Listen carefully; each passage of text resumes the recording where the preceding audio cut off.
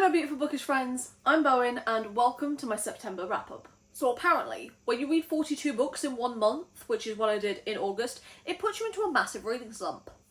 Who knew? So I only actually managed to finish 7 books in the month of September, which is really not that many for me. I normally average out about 15, I think. These are the 7 books that I read in the month of September. So the first book I read in the month of September was Her Alien Neighbour by Ivy Knox. I gave this book a 3.5 and a 2 spice rating. This just had so much going on. Like, just too much going on. You know when a book has, like, too many plot lines? This was that. This is a romance between Vanessa and Axel is an alien who lives on Earth with his brothers that are also all aliens, and Vanessa inherits the house next door to Axel when her aunt passes away. Now, the house that she inherits needs a lot of work, but she can't afford to do the work. She's not from around there, and she already has a life back in the city where she's from. So her aunt has basically come up with this scavenger hunt for her to be able to find the money in order to fix the house, where she can then sell it, she can keep it, she can do what she wants with it. Now, one of the things that bothered me in this book is the letters from her deceased aunt always fall into her lap at the most convenient times in the story. It just feels too convenient and too planned, and I didn't like that at all. There's also SA in this book. It's not on page, but it is mentioned, so if that's a trigger warning for you, then maybe skip this one. But it's just, there's so much going on, and I feel like the relationship was at the bottom of the list of all of the plot lines. It just didn't really work for me. It was decent, it was fine, but it wasn't much of anything. The next book that I read this month was In Your Dreams, Holden Roads by Stephanie Archer. I gave this book a 4.75 and a 3 spice rating. I adore Holden Roads. I am so jealous of Sadie. I love him. I love him so much. All he wants is to find a wife, just because he wants to be a husband so badly. He wants that long-term committed relationship with the wife and the kids and the dog, and like, he wants that whole thing. He's so jealous of his brothers that are married and in relationships, and like, he's so grumpy about it, which he basically ends up Googling how to find a wife. And Sadie ends up finding that on his computer home screen. Like, he Googles it at work and Sadie sees it and basically starts making fun of him for it. Now, Sadie has some trauma from her ex-fiance that basically stole a butt ton of money from her and then just up and left. So she is very not trustworthy, not about relationships, absolutely has no fucking intention of getting married ever, because her last one was just awful. Both of these characters inherit a property from Sadie's aunt who passes away. We've got another aunt passing away in a book. 2 in a row. And Sadie wants Holden to buy her out, which he refuses to do because it's her aunt that left the property to the both of them, and her aunt wanted her to have it. So he's like, no, I'm not going to go against her wishes like that, so we're both going to have this property. So they come up with this scheme where it's like, he will buy her out at the tune of the amount of money she lost if he helps her find a wife. So they go on all of these dates to help her try and find someone for him and get him to loosen up a little bit. And over the course of these dates, they end up falling for each other and they end up hooking up as well. And I adored this. I just think he is just such the perfect, like, grumpy husband, and I just kind of love him. I love the fact as well that Holden really wants to, like, be married and have kids and, like, have the whole white picket fence family, but the idea of dating makes him physically repulsive. Which, you know what? Fair. Absolutely fair and valid, because no.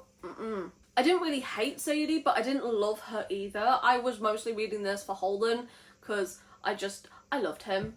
I don't even know what about him I loved, other than the fact that he just wanted to be a devoting husband. That was his entire life's ambition, and I just kind of liked that.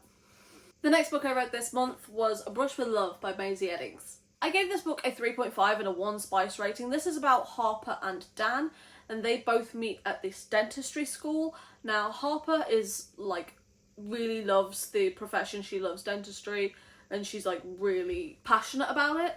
And Dan goes to dentistry school because his father was basically a legend in the field, and after his piece of shit father passes away, his mother guilts him, forces him to go to dentistry school so he can take over the practice and help her keep her head above water financially. Now, with Dan, he is not into dentistry at all. He doesn't like it. He doesn't really like his dad either. He's just not picking it up, but he will do whatever it takes to make his mother happy. Even though he has just left a job that he was really loving, he was really passionate about, he was on track for a promotion, and he left all of that to help his mother out. Harper, however, is really passionate about dentistry. She loves it, she's doing really well in her field and in her schooling, she absolutely adores it, but she has severe anxiety. And because she has so much shame as well regarding her anxiety, it really hinders her getting the help that she needs. And sometimes makes things a lot worse for her than they need to be. So if you do suffer with severe anxiety, please do get the help you need. There is absolutely no shame in it. This is why we have the conversations about mental health. This is why it's important. I just found the romance in this one like a little too fast paced. It was a little insta-lovey for me, but I do like that they dealt with their own issues individually before they came back together and they went on the relationship and they supported each other in that way. But they addressed their own individual issues first. I liked that and I appreciated that, but overall this was just, it was fine, it was decent. I like the addressing of mental health, but this isn't the one that's going to stand out in this series to me. The next book I read this month was Flawless by Elsie Silver. I gave this book a 4.25 and a 3 spice rating, and I think I am in my cowboy era. Now this is technically like a little bit of an age gap. He's 33 and she's like 25, 26-ish. So it's like 7-8 year age gap. But I swear, Rhett does not act 33. He acts like he's in his mid-20s. So for me, the age gap wasn't a thing because he acted 7 years younger than he actually was. One of the reasons why Rhett comes across as a lot younger than he actually is written as in this book is because of the jealousy thing. Like, he gets really jealous really easily, and it's not until the part where his dad has a word with him and tells him he's being a bit of a dumbass that, like, he actually sees the light. It's one of those little red flags, you know, that like I can overlook this little red flag because it's not like a bad one. And like, I do really like him anyway, so it's fine. It's not fine. It's not fine. But that being said, this got me. Like, this got me. Between the banter and the flirting and the plot and everything, this just had me. That spice scene with the whipped cream, I need to do some cool down laps after that one. I'll tell you something, like, whew, Elsie Silver knows how to write smut. I'll tell you that. I need the next book in this series, and I need me a cowboy like yesterday. The next book I read this month was Fireworks for My Dragon Boss by Honey Phillips. I gave this book a 3-star and a 2 spice rating. I just found that the main guy character, the dragon in this, I get that dragons have a horde and everything like that, and they like to have the best of everything, and that's the whole dragon shtick, right? Like, I get that, I do. But this guy was really snobby and high-handed about it, and I get it, he just wants his partner to have the very best of everything. But it just comes across as, like, really creepy when you don't even fucking ask what the fuck it is she wanted. And while he's going out and buying all of these really expensive things and whatever for her that she doesn't even want, she then has to teach him a lesson, which he doesn't even really learn in the first place because he's still buying her the really, really expensive gifts instead of getting her something that's, I don't know, actually personal to her. But then again, that being said, he doesn't really have much to go on because the female main character, Charlotte, doesn't really have that much of a personality. Like, it wasn't bad, but it wasn't good. It was just kind of mid. It was fine, I guess, but there wasn't really anything to it. The next book I read this month was The Secret History by Donna Tartt. Now, I gave this book a 1.25, and it's one of those ones where I had to try and remember that it's a product of its time. This was published, I believe, the early 90s, but this had, like, blatant homophobia, blatant racism, sexism, and I thought this was meant to be like a dark academia classic, but apparently all you need for a dark academia is a school setting and a murder. But the school setting really only is actually apparent in like the first third of the book, and then it's pretty much all about the murder and how the characters felt and all of their personalities, which I don't care.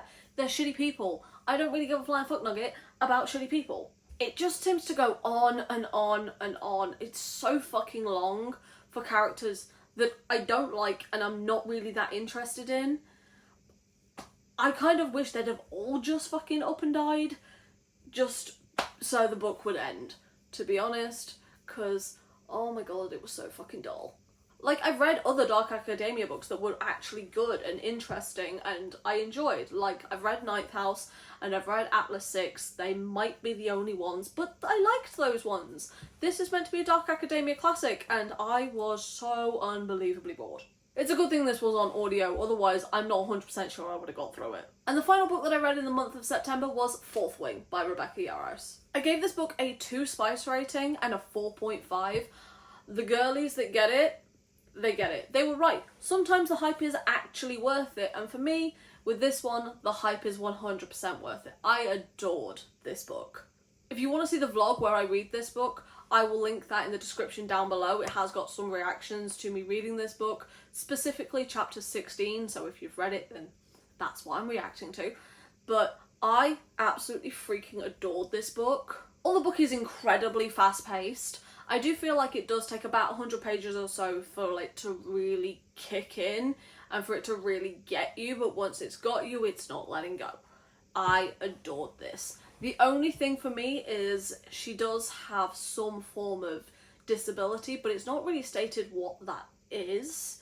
She's just weaker and I don't really understand what the disability is. I feel like this is a good book for people that are just getting into fantasy and normally read romance, because Xaden is just...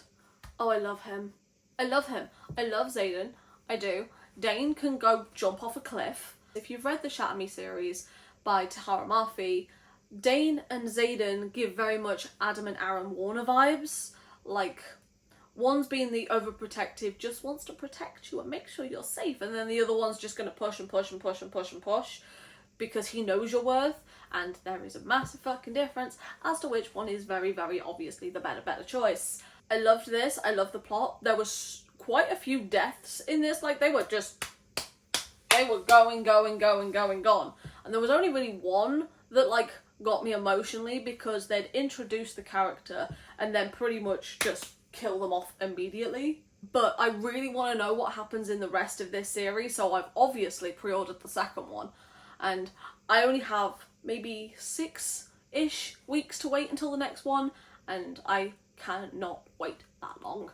And that's it. That's all 7 of the books that I read in the month of September. So if you managed to get this far into the video, then leave a horse emoji for me entering my cowboy era. But for now, thank you so much for stopping by. It has been lovely having you here, and I hope to see you in another video coming very soon. Bye.